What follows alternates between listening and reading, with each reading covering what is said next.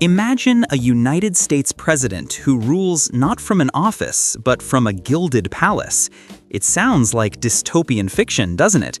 Yet this is exactly where we are heading. This story begins with a ballroom. Donald Trump plans to build a massive $250 million addition to the White House. If completed, it would be the largest expansion in nearly a century. Ironically, this brings us full circle to the original 1790 plans, which George Washington explicitly rejected because they looked too monarchical. Before we dive deeper into this investigation, please take a moment to subscribe and like the video. It really helps us tell stories that matter to democracy. Now, let's go back to 1790. George Washington didn't want to be a king. He fired the French architect who proposed a palace and chose a modest design by James Hoban instead. It was 5 times smaller than the original plan, just 2 stories, no domes, no wings for courtiers. It wasn't called a palace, it was simply the White House. This architecture reflected a constitutional vision. The presidency was meant to be a limited office, checked by Congress. But over the last 200 years, the world changed, and the White House changed with it. For a long time, the White House didn't grow physically, just as presidential power remained limited. Washington's restraint was the gold standard. But the Civil War in 1861 shattered that mold. Abraham Lincoln, in a desperate bid to save the Union, seized enormous new powers. His Emancipation Proclamation was, legally speaking, questionable during peacetime, but Lincoln argued the Constitution obligated him to do whatever was necessary to preserve the nation. This set a dangerous precedent, the idea that in an emergency, the president could bypass Congress and the courts. However, after the war, Lincoln's power deflated. The president had no standing army and no massive bureaucracy to maintain that authority. Congress still held the purse strings, and the balance of power was restored. But Lincoln left behind a blueprint. What if a future president, armed with a permanent military, used that same emergency argument? The real turning point came in the 20th century. The Industrial Revolution brought chaos, and Teddy Roosevelt realized the old system couldn't cope. He needed a strong hand to regulate the economy. This gave birth to the first federal agencies, and to house this new machine of power, the famous West Wing was built. Then came the Great Depression and World War II. Franklin D. Roosevelt turned the government into a leviathan. The New Deal programs required total control.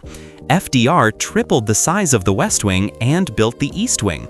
On the surface, these were offices for the First Lady, but underground, they hid a secret bunker, the Presidential Emergency Operations Center. It was a symbol of a new era.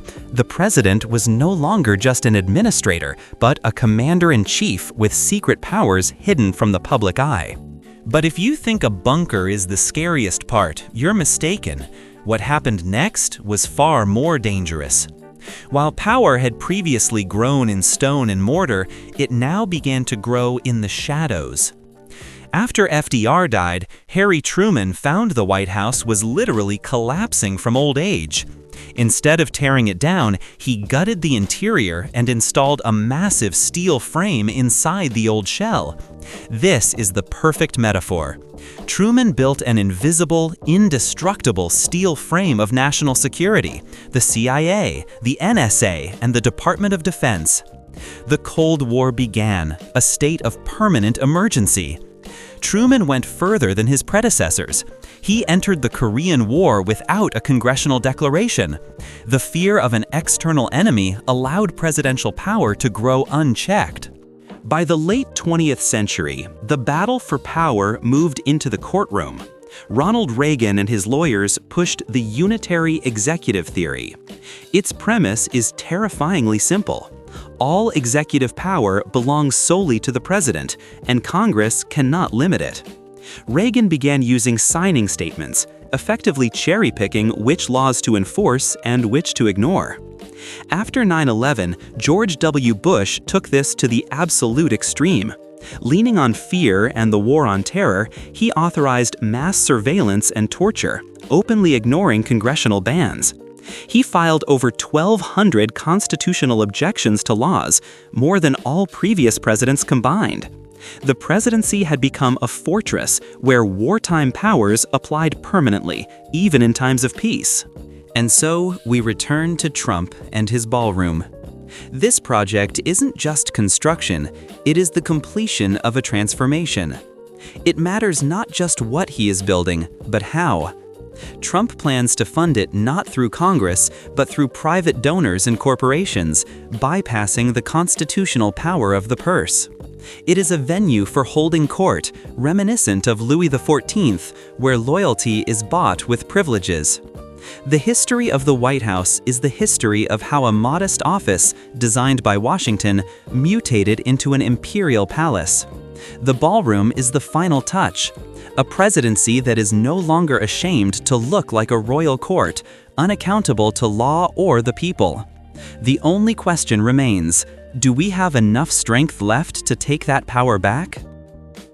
This material was based on the original script by Spectacles. Thank you for listening.